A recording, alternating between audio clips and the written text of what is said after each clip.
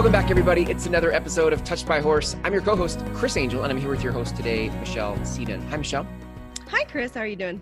I'm great. Glad to be with you here. I can't wait to hear about all that you do in this world of equine gestalt coaching and the people that you work with, et cetera. So let's first start with maybe even how you came into equine gestalt coaching. How did you find Touched by Horse and Melissa Pierce? Okay. So we had actually moved from Michigan to Wyoming, and I was trying to just feel out what was out here, what was out west. And I went to the Equine Expo that is down in Denver. Nice. And I saw Melissa Pierce, and I forget what the title of her seminar was. It wasn't with horses. It was just kind of in a room, but it had the word coaching in it. And I thought, well, you know, I have a lot of English background. I have different horses than quarter horses. And maybe I want to do some coaching, some instructional type thing for people here in Wyoming. And so when I sat through her seminar, it was not the kind of coaching that I was thinking of. We pulled a card from her deck, and I thought, oh my gosh, what the heck? And was that like a new thing for you? You're like, it was totally new. I knew hippotherapy. Yeah. I didn't know anything about the other types of things that were offered out there. Yeah. However, I had been witnessing things with my horses and my daughters and different people that I interacted with my horses. There was just this shift that happened a lot of times. So I knew there was something there. I didn't know what it was called, or if it was real, or if I was just imagining it. And so Melissa put words and to all of that I'd been witnessing, and you gave it validity, right? And said, yes, this is a real thing. Yeah, it's something. This is like, you're not crazy. This is like a thing. Yeah, horses right? are making a difference in our lives. They're shifting our emotions. That's amazing. So then did you immediately go get certified as a equine? Well, that was, so the expo was in March of 2012. And I entered her program July of 2012. Wow. The very next class that was offered, I entered her program and graduated in September 2014. That's awesome. So, okay. So now I want to know, after going through that process, I imagine it was new for you and you went through it, and then all sorts of new ideas and possibilities opened up for what you wanted to do with horses and coaching and. Absolutely. I had always done a natural horsemanship. When I entered the horse world at 30 and started taking riding lessons, I was always drawn to the more natural, to the more relationship-based experience you could have with horses to begin with. Right. So this just melded everything together. And I thought, I looked back at the stuff that our family had gone through and how horses had helped us. And now I had validity and I had words to put to it. And I thought, if they can do that for my family, I want to do that for others. Perfect. Yeah, that's perfect. So actually so what is the kind of work that you do? Who do you help, and how do you partner with horses to? Well, of course, I'm not going to turn anybody away, but I really go towards people that have been bullied in their lives and the bullies themselves. That's a behavior that they've learned somewhere, and they're using it as a coping mechanism to hide behind. And so our family in particular has experienced, and I think everybody has, high school but it's so much broader than just that school age thing. It happens in workplaces. It happens in relationships, siblings, parents, and children. It's on a lot of different levels. And so that's really what I'm drawn to, is helping give people the tools that they need to deal with it. You're not going to eradicate bullying. There's always going to be bullies in the world. But giving you the tools. And if you are the bully, where did that come from? Why are you doing that? Do you think bullies are they self-aware enough to go like, hey, I don't want to be this way, and I want some different options? Not always. It's just such a learned behavior. They may have been, they learned it in their own home, and it's just who they are. So bringing that awareness that, oh my gosh, when I say those things, it does hurt people. Even if I say, oh, I was just kidding, it doesn't take away the hurt. Yeah. Interesting. I think probably too, as adults, we get into, it's so easy to picture the movie of bullying as a kid and like what it would look like and sound like. And I think as we get into adults and the interpersonal exchanges get a little more nuanced, and sneaky. I mean, like it just kind of sneaks into a conversation and maybe I don't even realize I'm bullying Right. somebody. Mm-hmm. But what does that look like? Like for somebody who, for the, how do I say it? Like the subtle bullying? Because then there's like the obvious examples, but then there's the subtle examples that still make people feel small. So what do the subtle ones look like? Subtle ones can just be, I mean, could be like asking a question like, well, what were you really thinking? Or what were you doing? Why did you Sure. do it like that? And it makes you question yourself. And if it's in a workplace, that can be huge. If Right. you have a superior that's saying, why did you do it like that? Or Right. what were you thinking when you did that? And sometimes it's the tone more than the words. Yeah. Yeah. And you start questioning yourself. Oh, I guess I did that wrong. Right. And I'm not as good as I thought I was. Yeah. And yeah. Go ahead. Sorry. Go ahead. yeah. And it takes a notch out of your self-confidence. Yeah. I was going to ask, like, what's the experience on the receiving end of bullying? Like, so it takes a notch out of yourself. It makes you question yourself. What other things on the receiving end of bullying? How do I know if I'm being bullied? Because I think a lot of people just assume that's, oh, well, it's just me. It's my fault. It's my problem. Right. You just say you're the victim. A lot of times it can just, when you're on the receiving end of that, you shrink a little bit. You don't want to shine so brightly. Maybe you don't want to volunteer to do something even. Right. Yeah. So you kind of stand back in the shadows and you get small. Right. And that's not serving you at all. That's really interesting. I think there's a lot of, so thought process here. There's a lot of people who I think are living smaller lives than they'd like to. Yeah. And I wonder if there isn't some originating incident or some bullying memory they're bringing forward to protect themselves. Like if that might not be one of the biggest causes for why we live small lives is because we've been bullied. And you may have not even looked at it as bullying. Right. And so you don't even recognize that was an issue or trigger. And that's why that you're staying small. Makes me think of like how you experienced when you walked into Melissa's session and you're like, oh, she's putting words to it. If not, I'm having this moment right now where I'm like, if we're not putting words to somebody feeling small, they're like, oh my gosh, you're putting words to this feeling I've had. And I didn't realize it was bullying, but once I can identify it, once there are words to it, like, what do I do with it? So I'm listening to this and I'm like, oh my gosh, maybe that was bullying. What do I do now? How do people do that? One of the things is just the awareness is the big thing, and voicing that, hey, when you said that, it kind of made me feel a certain way. And having a conversation with that person, out and out bullying is huge, right. and it's happening to you. And so often it is hard to stand up for yourself, right. Because it just makes you more of a victim. But in those very subtle aspects in a relationship, with a spouse or parent to child or even siblings, when it's that subtle bullying, right. That's made you feel small or that you can't put yourself out there, what you can do is just have a conversation and say, what, I didn't realize this, but this is how it's feeling to me. And just open up that conversation, because like we said before, the person that's on the other side of it may not even realize that they're making that kind of impact on you. Right. How important is it to take action on that? Like, it's one thing to have the awareness of it. Oh, okay, well, that's what's going on right now. And then there's like the experience of yourself, I don't know, standing up for yourself or saying something. Is that important? Is it not important? It's hugely important. And sometimes you can't say it to the person. Yeah. You've got to find a way around it, because it wouldn't be safe to say it to the person. Got it. Yeah. But you've got to figure out, how can I be different?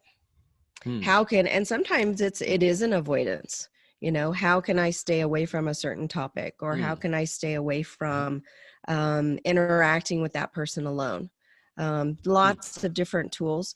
Boundaries are huge. And that's where the horses come into play so often, is they help us set boundaries, and they'll just step all over your boundaries. And that's often what allows you to become a victim, is that you haven't set boundaries. You haven't created Interesting. that Yeah. bubble around yourself that Right. that says, hey, don't go there. What does it mean when the horses are stepping all over your boundaries? Like what do you mean? How does that happen? They literally walk into you, bump you.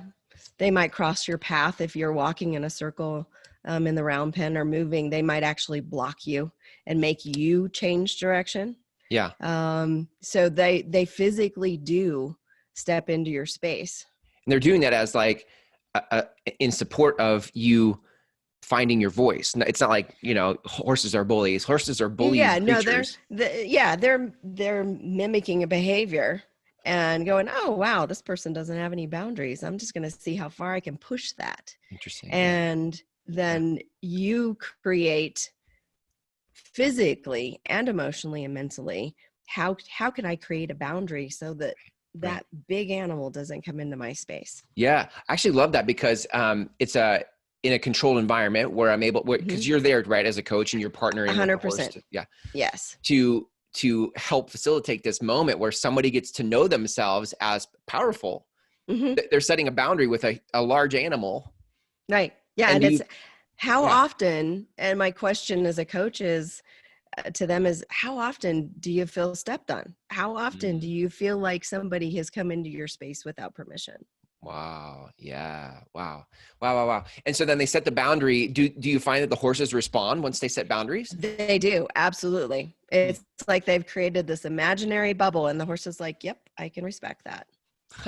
That's so cool. What a cool experience to be able to be like, okay, I'm going to set a boundary and then it works. Like, I think sometimes maybe in life, we try to muster the courage for setting a boundary but we do it meekly. And then what happens is we get stepped on with other humans because we didn't set the boundary. But to do it with a large animal like a horse, it gets respected. And now I know myself as someone who can produce a result. Right.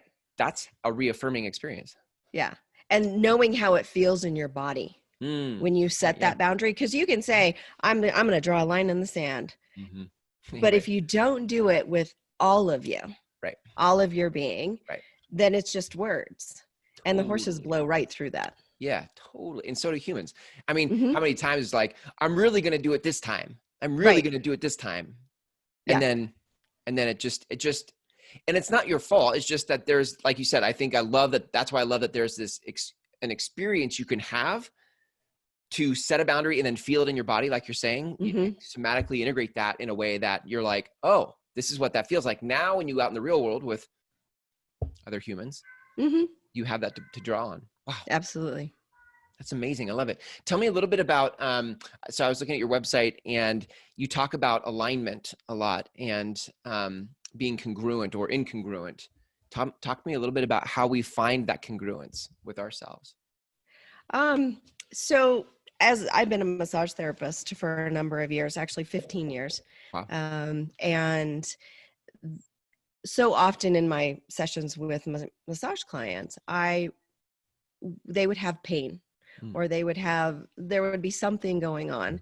And what often it was an injury. It was a post-surgical or a real injury, but sometimes it was just pain that was there and they didn't understand why it was there or why they couldn't get rid of it.